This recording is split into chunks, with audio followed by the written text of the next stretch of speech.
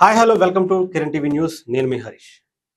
పవన్ కళ్యాణ్ గారు రీసెంట్గా ఒక విషయంపై చాలా సీరియస్ అయినట్టుగా తెలుస్తుంది. మాంగనీసు మైనింగ్ తవ్వకాలపై విజయనగరంలో జరుగుతున్నటువంటి అక్రమాలపై పవన్ కళ్యాణ్ గారు స్పందించినట్టుగా తెలుస్తుంది. అధికారంలోకి వచ్చిన తర్వాత కూడా పవన్ కళ్యాణ్ గారు లాంటి వ్యక్తి అధికారంలో ఉండగా కూడా ఇలాంటి అక్రమ తవ్వకాలు మైనింగ్ యథేచ్ఛగా జరగటం అనేది నిజంగానే ఆలోచించవలసినటువంటి విషయం.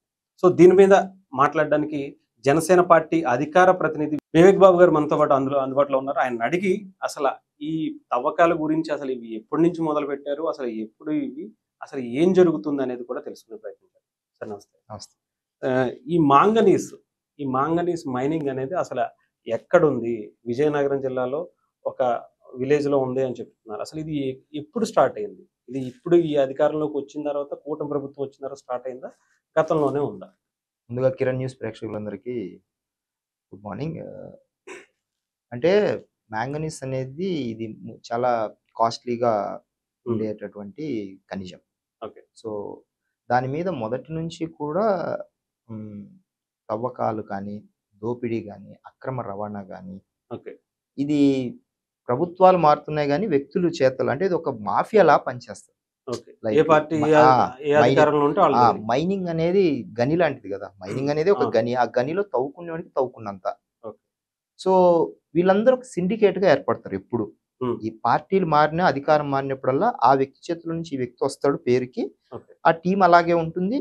వెళ్ళే షేర్స్ అలాగే ఉంటాయి. ఎవరి వాటాలు వాళ్ళకి ఇచ్చేయాలి. సో ఇది ఒక దందా అన్నమాట.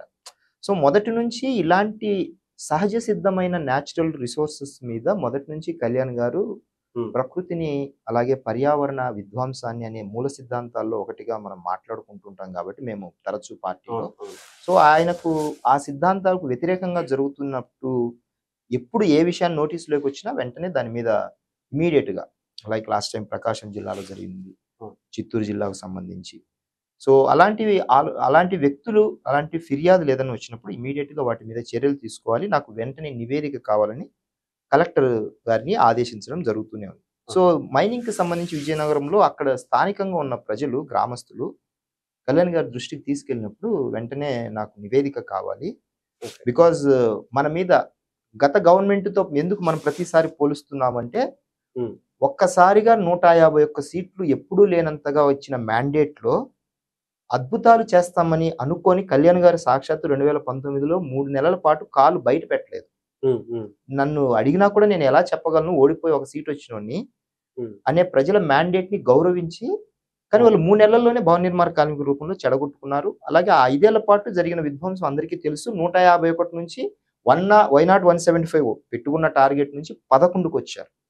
అంటే దాని అర్థం ఏంటి? ప్రజలు మాకు 164 ఇచ్చినందుకు మేము ఎంత బాధ్యతతో ఉండాలో మాకు నేర్పించారు. సో అలాంటి తప్పు జరగకోకుండా ఉండాలంటే మైనింగ్ కావచ్చు, అక్రమ రవాణా కావచ్చు, అవినీతి విషయం కావచ్చు, డిసిప్లిన్ విషయంలో కావచ్చు, ప్రభుత్వ అధికారులకు బాధ్యత విషయంలో, అకౌంటబిలిటీ విషయంలో, ఇవన్నిటిని ఒక పారామీటర్లుగా పెట్టుకొని ఆయన శాఖలకు సంబంధించిన